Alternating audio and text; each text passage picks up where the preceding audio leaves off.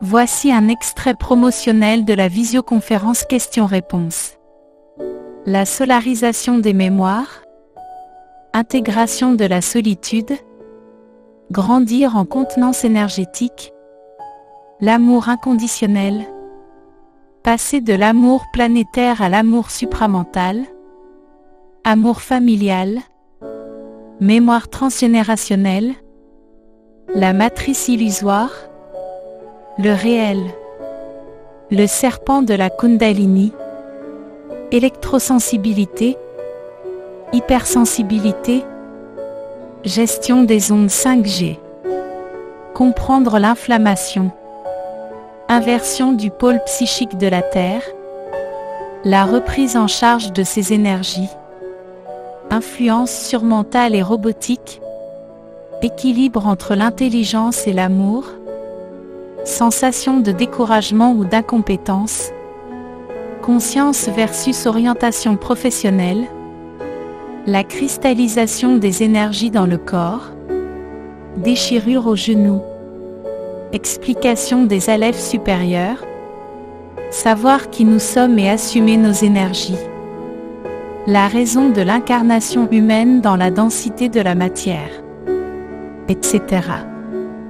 Vous pouvez vous la procurer en totalité sur le site www.supramental.biz.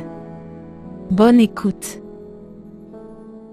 L'événement sert juste de point d'appui, de bouée de sauvetage pour être capable de psychologiser si on en a besoin. Mais si on psychologise, on n'intègre pas. Donc, de plus en plus, il faut que l'ego soit capable d'intégrer sans l'appui de l'événement, puis se dire, ben voyons, pourquoi je pense à ça, pourquoi que je me sens seule, pourtant je suis bien entourée. Ça, c'est toute la réflexion psychologique pour ne pas vivre l'intégration.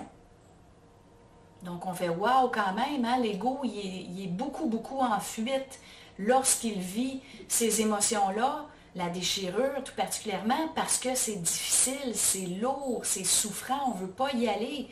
Donc, on va commencer ou poursuivre de se rendre compte de plus en plus comment est-ce qu'on essaie de ne pas le vivre.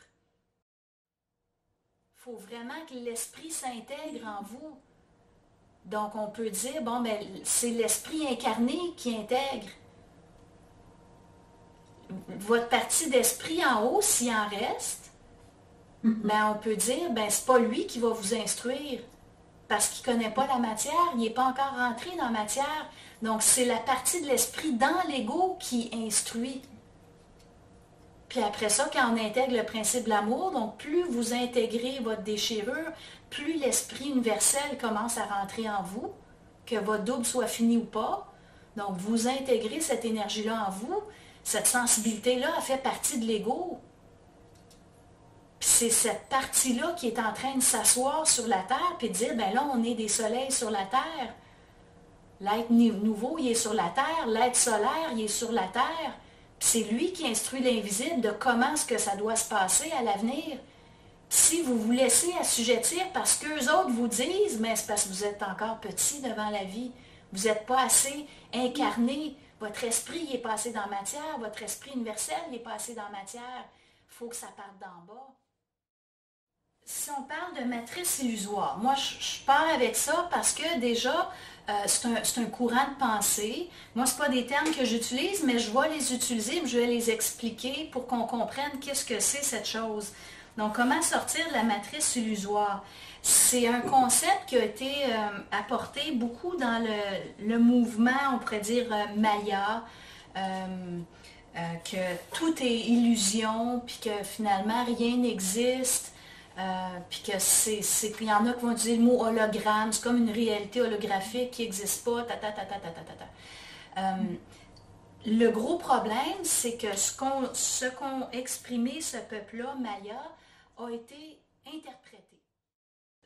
L'aspect du libre arbitre est mis en avant-plan assez clairement. Donc, l'esprit crée tous les événements.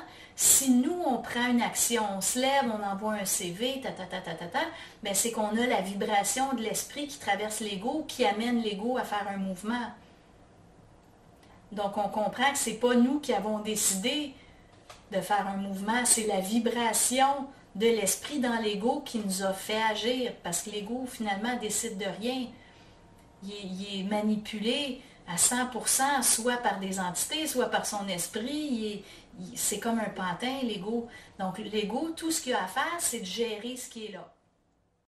C'est sûr que depuis des âges, depuis longtemps, il y a eu différentes descentes vers des plans inférieurs. On est descendu, on est remonté, on a voyagé d'un soleil à l'autre, on a visité des espaces.